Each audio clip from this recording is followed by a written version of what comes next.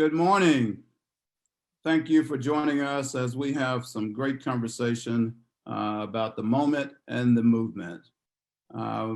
Like so often, when you're doing a show and you got such a prominent guest, Derrick Johnson, who is the president and CEO of the NAACP, will talk more about his bio a little bit later. Right now, he's actually doing an interview with CNBC. If you watched Morning Joe earlier this morning, you saw he was a guest on that show. And I'll tell you, part of the reason that I think he's having a tremendous amount of engagement, many of you know there's been a tremendous amount of conversation around voter suppression, or at least the belief of voter suppression, centered around everything that's happening within the Postal Service. And Derrick and I will talk a little bit more about that a little bit later. But if you're not aware, the Surgeon General, actually Derrick is signing on right now, so I'll just wait and introduce him and we'll start the conversation. But welcome, very excited to have you here. Very excited to have Derrick to sign on. I was just doing a little small talk, Derrick, as you prepare to come on. So thanks for joining us, and I'm gonna kind of open the program and then formally introduce you in just a second. Great. So thanks for joining us again. We're going to be talking about some issues during this session. We're calling it the moment, the movement.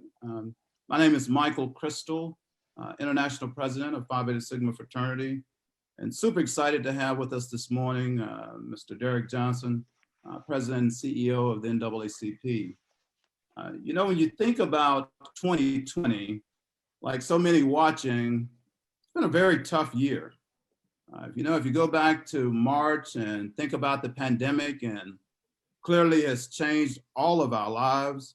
When we think back during the course of this year, 170,000 plus deaths. And we know when mainstream population has a cold, it disproportionately impacts our community greater. So thusly, we end up having the pneumonia. The data says that many of us know people who have either engaged in death or have been impacted by COVID-19. We know that during the course of this year, we've witnessed a significant amount of senseless deaths of African-American men and women to the police. And we know that through the social media campaign, today would be a great day for the cops who murdered Breonna Taylor being arrested. We also know that the pandemic had a huge impact and put a lot of pressure on the economy. And so we know that with that, there was obviously greater impact within our community. And you know, when you think about all that I just described, we know that the occupant of 1600 Pennsylvania Avenue has did more to champion division when the reality is we've been needing more coming together within this country. And so this morning, I'm just super excited to introduce our guest. Derrick Johnson is the President and CEO of the NAACP, 111-year-old organization. Derrick, this October, you will be in your role 3 years. He's a proud alumnus of Tougaloo College. He's currently living in Jackson, Mississippi, my home state. Derrick, you should know that when I was a kid, growing up in Grenada, Mississippi, if you had an opportunity to go to Jackson, Mississippi, you were doing something big. So you're living in the best that Mississippi has to offer. But so excited to have you, certainly excited to have you on the morning after the Democratic convention. When you think about the convention, I know you have a virtual conference coming up this fall. We've had many virtual regional conferences. But, you know, when I think back to these last 4 days, I think by and large, the Democrats did a pretty good job of managing a virtual conference. The logistics were pretty good. The theatrics were pretty good. Thought the moderator did a pretty good job of keeping the pace. But certainly it was a historic conference as well. Seeing and witnessing Kamala Harris being nominated to be the vice president of of a major Democratic Party, giving a huge shout out to her HBCU, giving a huge shout out to her sorority, Alpha Kappa Alpha, and certainly giving a huge shout out to the Divine Nine. But Derrick, I gotta believe when you look back on this conference, certainly there gotta be a lot of things that you probably liked, but there probably were some things that you would have liked to have seen more. Give me some color and insight of your thoughts about the conference, and certainly welcome to visiting with us this morning. Right. First of all, I want to thank you for allowing me the opportunity, and the men of Phi Beta Sigma for being a strong supporter of NAACP. I recall when we talked earlier this year around the concept of doing something around our organizational hymn, the Black National Anthem, because James Weldon Johnson is was a proud member of Phi Beta Sigma. It's something special about our Black institutions across the board. We are stronger together.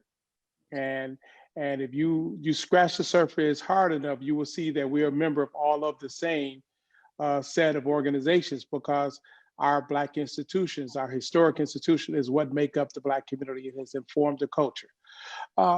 This week has been a historic week. When you look back at the convention, the fact that they were able to produce such a what seemed to be a very seamless convention virtually.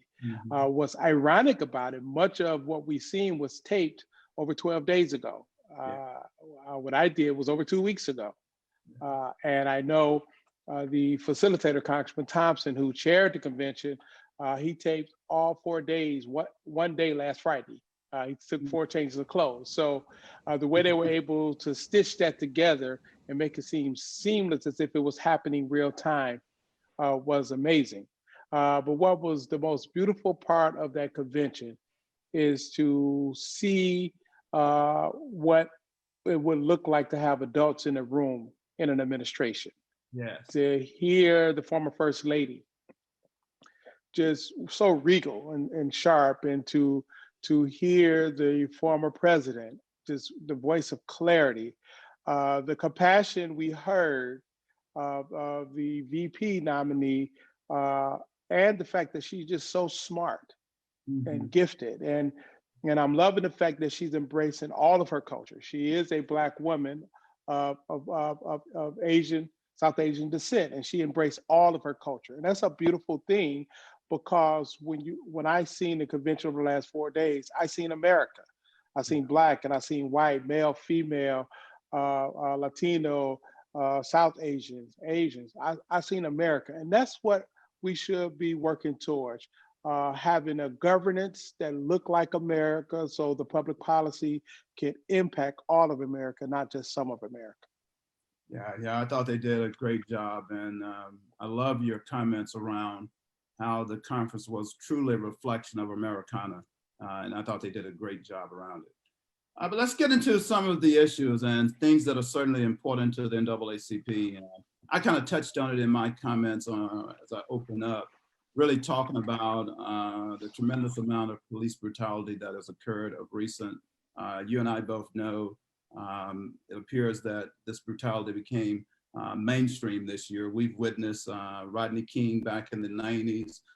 We know Eric Garner was yelling, he couldn't breathe. But something was a little different when we witnessed the 8 minutes and 46 seconds of George Floyd screaming for his life. But talk to us a little bit, Derrick, on what you and your organization are doing to really address police brutality that is occurring within our communities, and how do we make some meaningful differences in addressing that? When you look at, I call it aggressive policing, it plays out in several different ways. But what's common across the board is the lack of a federal policy standards. We need to address the issue of qualified immunity. No one should be able to operate above the law because there's no accountability metrics there. And qualified immunity is judicially imposed standard that say that law enforcement officers, if they engage in what otherwise would be misconduct, should be held to a higher standard, which is almost impossible to hold them accountable. There needs to be a national database of police misconduct. Officers should not be able to engage in misconduct at one agency and then move to a neighboring agency. That's what happened with Tamir Rice, with the 12-year-old playing cops and robbers in a park, was killed by an officer who had engaged in misconduct in another agency and was able to go to a neighboring agency and get employment, and his record didn't follow him. There was no way to check. You cannot, in whatever profession you choose to operate with a level of impunity with no accountability. And even if you do some wrong, go and move on to the next thing without being held accountable, or at least your record following you. That should be the standard across the board. And so there is a lot to be done with federal policy. Public policy it is what's needed, that looks forward and not protect special interests of the Fraternal Order of Police. You know, earlier this summer, there were two competing bills. Certainly the House introduced police reform, and the Senate introduced some police reform acts as well. But, you know, when you kind of look through them, the Senate one, certainly I described it as an empty suit. It really just talked about commissions. It talked about some bureaucracy, but it appeared to have been that the House bill was really doing a lot of what you described. And as I kind of combed through the data, and I would certainly welcome some insight from you, it looked like a lot of the initiatives that were coming from our premier civil rights organizations had been incorporated within that House bill. So can you talk a little bit about that level of collaboration that might have occurred that stimulated that? You know, you look at the members of the Congressional Black Caucus, particularly in the House, we have a tremendous number of members who are in leadership positions. A lot of them are members of our Black institutions. Therefore, it gives us an easier runway to engage in the type of dialogue to help inform what the formation of the public policy going through their committees, or whatever comes out of the final bill. NAACP, that's part of our role. So we were in ongoing communications with members of the House and the Senate, but particularly the House, because we knew based on data collected, based on experiences and what has worked in different jurisdictions, what was needed. And I'm glad to be positioned along with several other of our Black institutions to be a part of that dialogue. But there's no substitute for being in power. And I tell Black folks that having a title don't give you power. Using the title is where the power is. And we have a lot of members of the CBC who actually are willing to use the power they have, whether they have a title or not, to ensure the needs and interests of our communities are heard and met through the formation of public policy. Yeah, and you know, when you think about the convention that you just talked about, and you think about all the social unrest that was happening this summer, and then you start thinking about, you know, how do we move from protest to policy, as you just kind of teed up. Obviously, we got a big election forthcoming. And I know for us, I always have a little prop.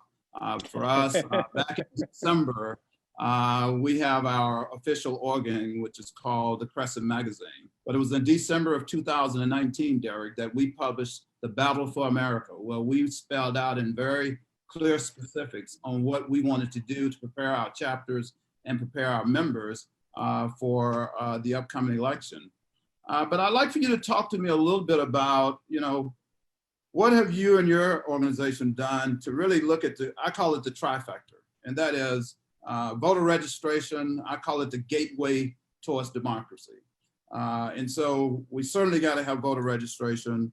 It certainly has to be a level of engagement centered around voter education, but also mobilization. And huge compliment to you and your organization. I know that over the last few weeks, there's been a tremendous amount of conversation around, I call it the shenanigans that's been happening with the Postal Service.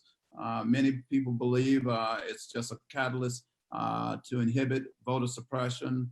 When you think about the pandemic and creating as many opportunities for our citizens to advance their vote in the most safe environment, certainly mail-in would be one of the catalysts to do it. But talk to us a little bit about what you've done on the lawsuit that you filed against the Postal Service. And you didn't just file it on the Postal Service, you actually filed it on the Postmaster General as well. So talk to us a little bit about what your organization is doing just around that whole trifecta of preparing for the election, and then give us some color around what you've done with the postal situation. So you mentioned October will be 3 years in this position for me. And when I took the position, I had 2020 election in mind.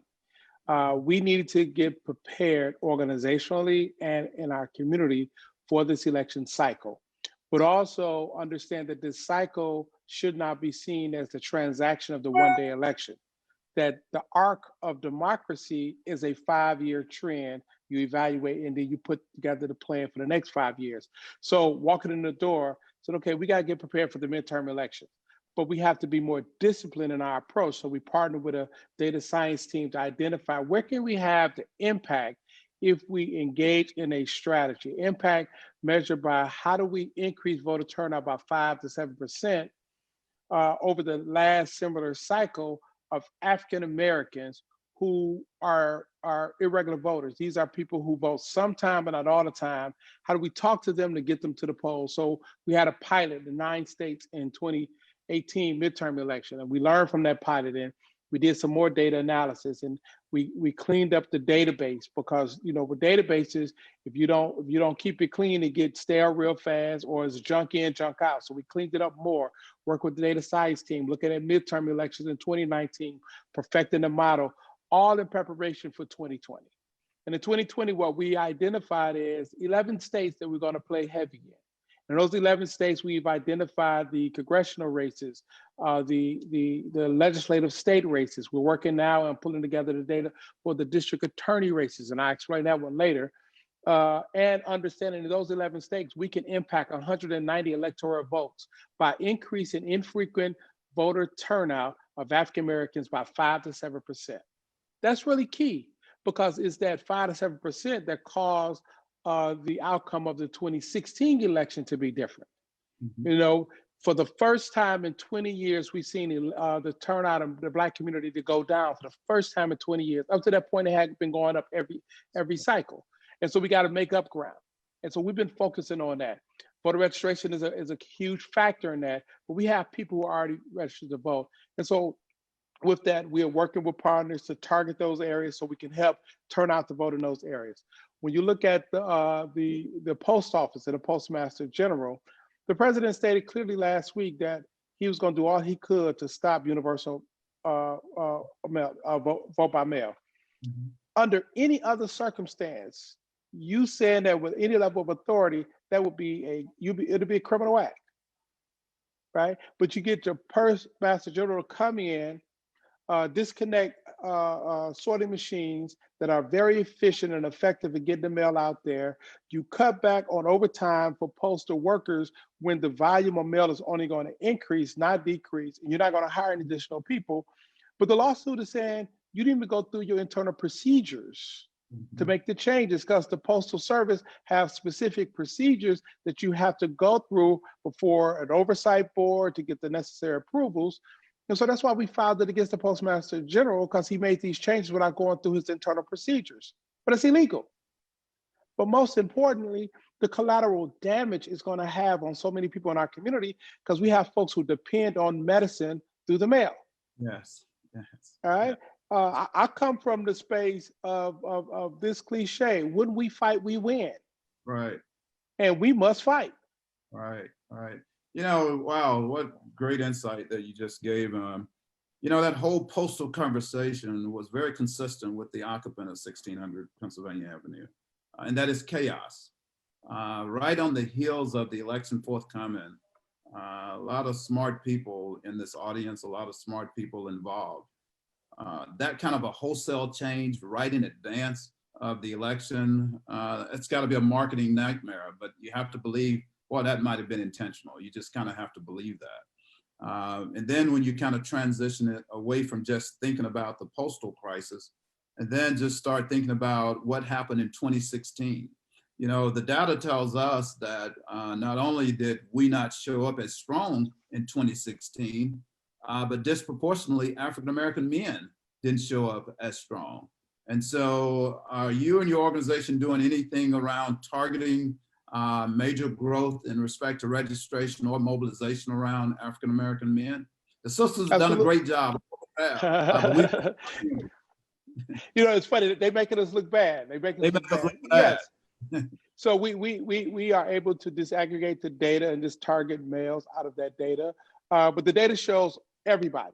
And so for some of our partners, they say, you know, we want to target this area and we want men. We can give you that data to start working that community.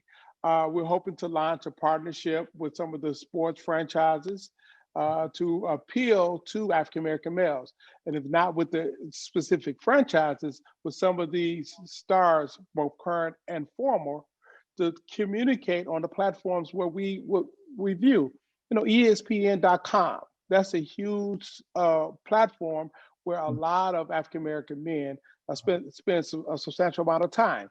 You know, my 20-year-old son, 21 now, he is bored to no wits because everything is virtual. And so when I walk into the room or I see him, he's constantly on either ESPN.com or he's excited that basketball has started again. But that's all of his friends, you know. And now he's not on campus. I hear them talking. They're talking about sports. Well, that's the area we need to have a conversation with African-American men to turn out to vote, to show the value in voting and the reality that we're sitting in as a result of the 2016 election, and we can turn it around. Yeah, it's such a huge election. So many critical issues that are being faced. You know, as we were having the conversation around police reform, the two bills that are in the Senate and one in the House, and with this election forthcoming, we got a huge opportunity, whoever wins, our organization, your organization, we got an opportunity come 2021 to be strong advocates for real change, because I think as we go forward, the social unrest that inspired a nation to wake up, and as we think about systemic racism that we've endured for just an extensive amount of time, we've got an opportunity to do some things significantly different through the ballot box, but also through policy decision-making, and certainly looking forward to that opportunity of working with you and delivering such a thing. Talking a little bit about not just police brutality and social unrest, you know, economic empowerment and economic development is critical. And, you know, when you think about racism and you start qualifying it with systemic racism, it gives a whole different meaning, because when you say systemic racism, it kind of is all inclusive, it's all over you. Right? And share with us some of the things that you specifically have done to really try to drive better economic engagement within our communities, what you might have done to establish partnerships, with any major companies to drive better engagement within their ranks. But really give us some insight on what you and your organization are doing for economic development for the African-American community. So we played a large role in making sure that the PPP funds will be made available to Black businesses. We were part of the conversation before the original adoption. After the program was adopted in the first CARES Act, we became the advocacy voice around far too many small Black businesses could not reach it. We then created a series of webinars with CPAs and attorneys who are specialized in the program as we work with Congress on the second allocation and worked hard to get somewhat of a set aside. There's still over $1 billion sitting in that pot for small businesses. If you go on our website, we partner with an entity called Diversity Capital, so we can make sure people qualify for PPP funds. And we also advocated to have much of those funds converted. We called it a safe harbor for entities that receive under $2 million. If they check the box and did what was necessary, the money convert from a loan to a grant. We did that for small businesses. We then rolled out a project with Beyonce's foundation, Bake Good, where we identified 20 businesses that had been impacted first by the protest, then by COVID and $10,000 grants. We're going to be rolling out two other programs very similar. We're now looking at a third-party partner as a way to identify new metrics to determine how business can qualify for access to capital. The credit scoring model oftentimes is skewed away from eligibility. We identified a partner who have a new model, and we're building out a banking relationship to try to accelerate that. In addition to that, we are in ongoing conversations and strategy meetings with Robert Smith and his team around the 2% concept. And with the 2% concept, figuring out how do we get the top companies to park 2% of their revenue in a space where we can have more access to capital. We've seen that take place with Netflix that deposited some of their money in Black banks. If Black banks get more capital, they can do more loans. And if they give more loans, then we can have access to money. So those are just some of the things. And we have other projects that we're in discussion around, but it is vitally critical that we start looking at larger numbers. Someone making an announcement they're going to do $10 million is pennies on the dollar if they're a multi-billion-dollar operation. It's a rounding error. And so we got to continue to push up the hill so we can get more. But as we get more, we got to make sure we're pulling up with dump trucks and not wagons. I like that metaphor. But you know, I thought your partnership with Beyonce was very innovative. It was certainly creative. I thought the value of the contract, if you will, was $10,000. And you know, you think about Beyonce and you're like $10,000. That might not sound like a lot, but boy, to a small business, that's some serious money. Huge. And specifically within our community is extremely relevant. But you know, like a good interviewer, I did a little research, Derrick, and I saw that you've been in some good conversation with CBS Studios. Oh yeah. You announced something in July that maybe our audience might not be familiar with. Talk to us a little bit about the partnership that you're doing with CBS Studios.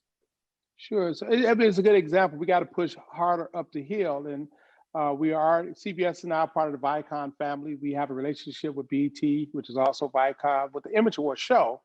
But as we begin to talk up to CBS specifically, we want to talk beyond writing a check. We understand how people see us on the screen is how they treat us in the streets.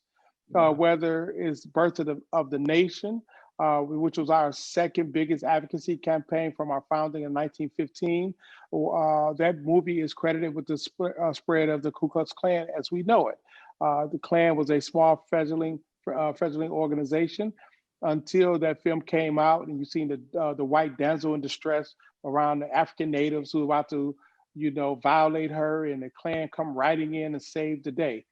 That image within itself grew Klan membership to the point that by 1930, there were more members of the Klan in states like Indiana, Illinois, than they were in states like Mississippi, Georgia, or Alabama.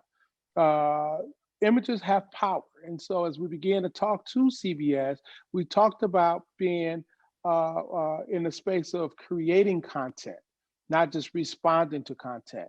That conversation matured, and it matured to the point that we signed a 5-year development deal with CBS Studios to create content, TV shows, miniseries that better reflect who we are as a community. And what's fascinating about the relationship, and I didn't know this, CBS Studios is not held hostage just to CBS or the Viacom family. They produce content for all of the platforms, ABC, Netflix, Quibi. And so our goal is to put a strong team in place and begin to hear and pitch ideas so we can start getting shows that reflect us on the air. And final point to that, you think about last year was the first movie of the life of Harriet Tubman. Mm-hmm. And we all grew up learning and knowing about Harriet Tubman. But there's never been any treatment on James Weldon Johnson. There's never been any treatment on W.B. Du Bois. There's never been any treatment on Ida B. Wells. There's so much rich content in our community. The stories have never been told on the screen. We know it, but it's never been told on the screen. When I saw that, what you just said is what struck a chord with me. you talk about advancing civil rights in a whole different platform and a whole different space, but still driving the same objective. I love your comment around investing in the organization. We certainly welcome that. We see relevance of it, but boy, when we have an opportunity to influence the outcome, when we have an opportunity to serve in roles of what kind of images that we're going to put forward, and then we have an opportunity to create some level of profits that are generated back to us, I mean, that's called a huge win. And I thought that was just a great example of us doing some non-traditional things that's still advancing the value of the core of your mission. And I thought a huge compliment to you on driving that, and something, I'll be honest with you, I didn't know that. When I read it, it put a nice smile on my face. And the things that you just described is what I thought about. What a great opportunity as the little girls are looking at Kamala Harris and saying, wow, that could be me. And then we have an opportunity to create images, as you just described, behind the camera. Yeah, the camera, being in front of that camera is attractive, and that's kind of what we're more accustomed to. But when we have an opportunity to influence that content, we have a chance to drive that real change. And that's what I saw. And I thought that was something you and your organization should be extremely proud of. It goes, we can do well and do good.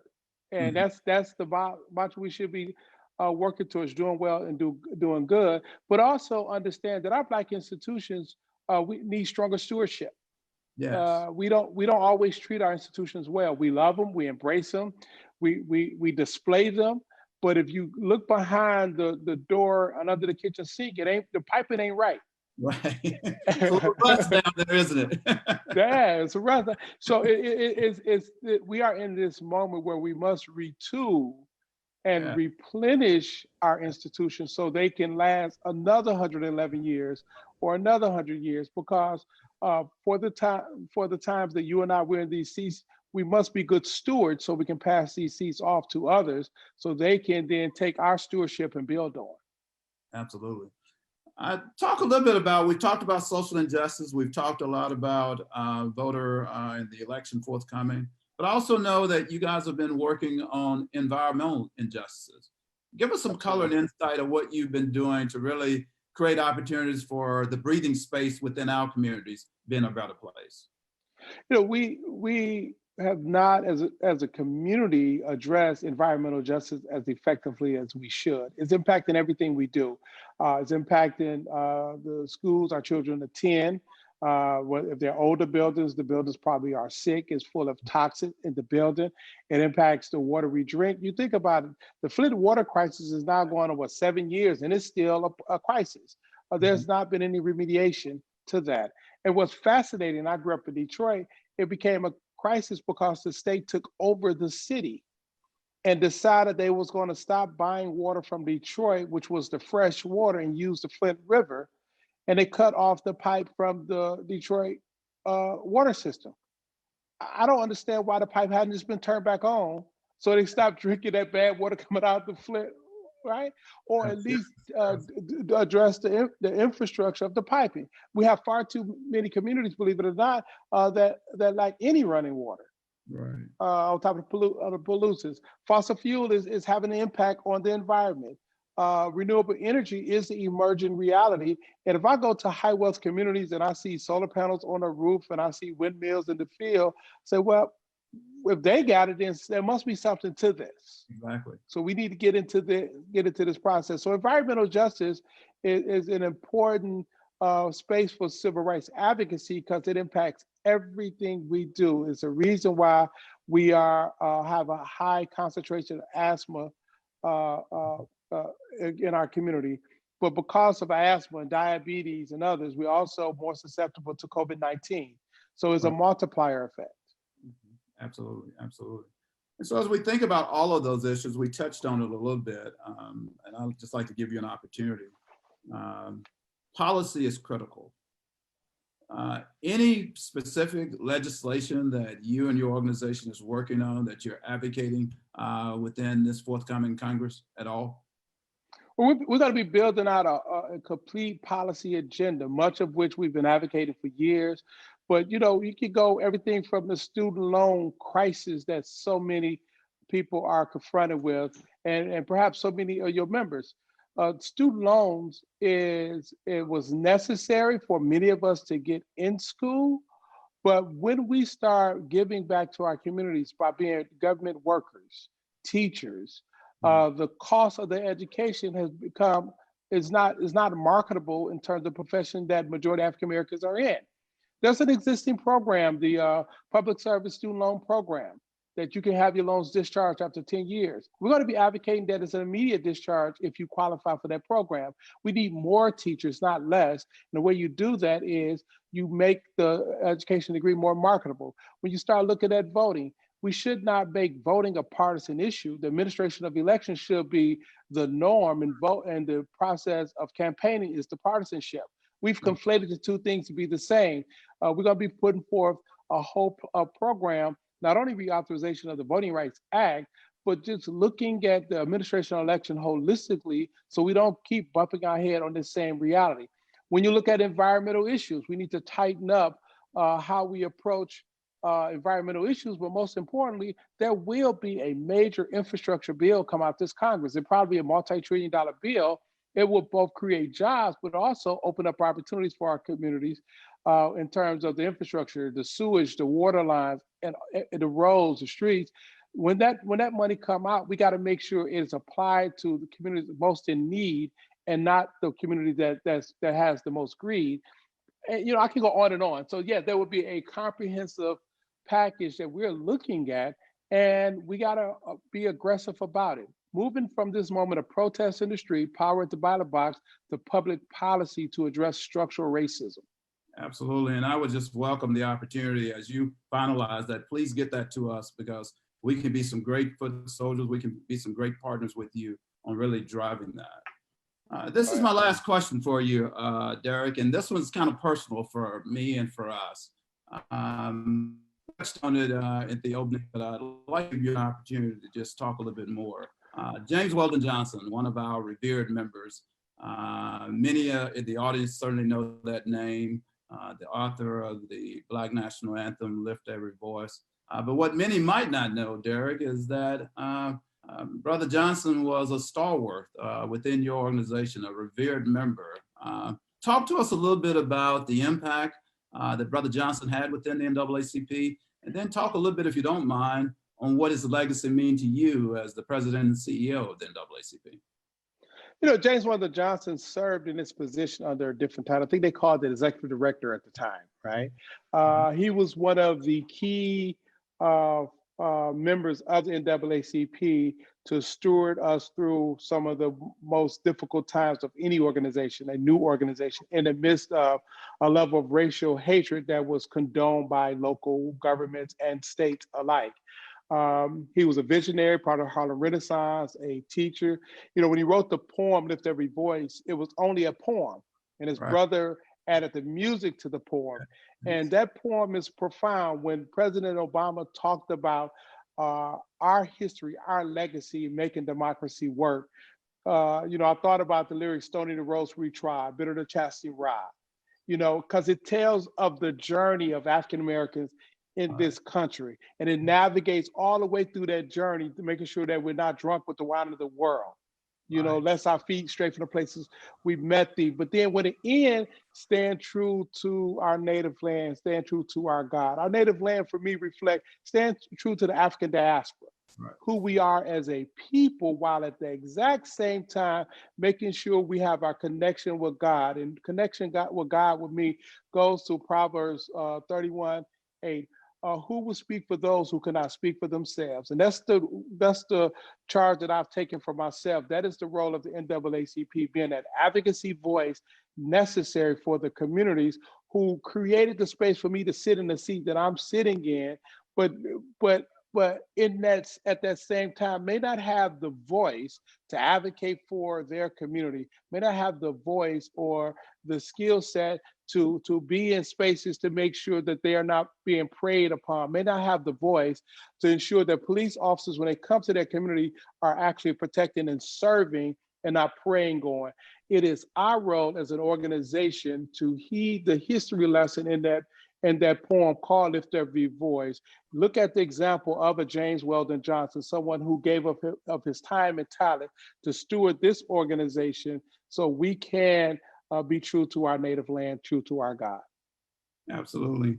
Well, wow, what a great dissertation of who he was and the impact he's had in your organization, and certainly the impact and reverence that we have of him within Phi Beta Sigma. Well, Derrick, I want to certainly thank you for being with us today. I want you to know we're extremely appreciative of our partnership with you.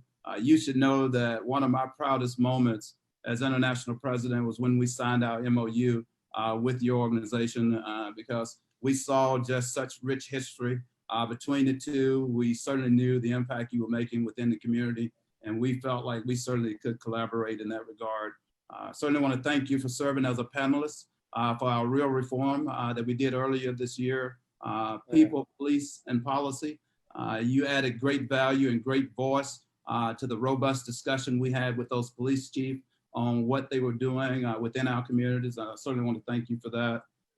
But, you know, I think it's important when you're able to really solidify a partnership, you create an opportunity for an investment.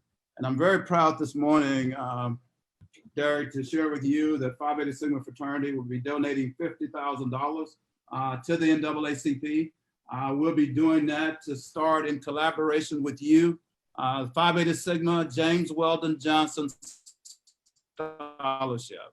What a great opportunity on the subjects that we've talked about this morning to provide funding for students all across this country to advance their academic excellence through higher ed. And what a great opportunity for us to collaborate and partner. So really proud of the work you're doing and really thankful for the partnership. I do want to say that my state treasurer here in Mississippi, who's a Sigma, you just made his day. So he's going to hold this over my head for the next 2 years. He's going to remind me that how the Sigmas stand up. So thank you. Right. We really appreciate it. And I really appreciate the partnership. Thank you very much. Absolutely, absolutely. So as I go into just my closing comments, you know, I started this program saying 2020 has been a very, very tough year, turbulent times. But you know what? With all things, this too shall pass. You know, we also know without faith, work is dead. And so before we go, I've got some asks. I've got some work I'm going to ask this audience to do. And I think it's very important. Number one, for everyone who's listening, I'm going to ask you, because I know everybody on the call, everybody's watching, I know you're already registered. So I'm not going to ask you to register, but I'm going to ask you to make sure you register someone else. But as I ask you to register someone else, I'm also going to ask, when you go to the polls, take someone else to the polls with you. To the brothers who are watching, you and I both know that we had 3 founders. And we've already talked, Derrick and I just had great conversation around the fact that in 2016, we were disproportionately absent at the ballot box. And so I'm going to ask you to do more, because the sisters, they're moving fast and we got to catch up with them. And so as we ask the broader audience to register 1, I'm going to ask the brothers to register 3 individuals for voter registration.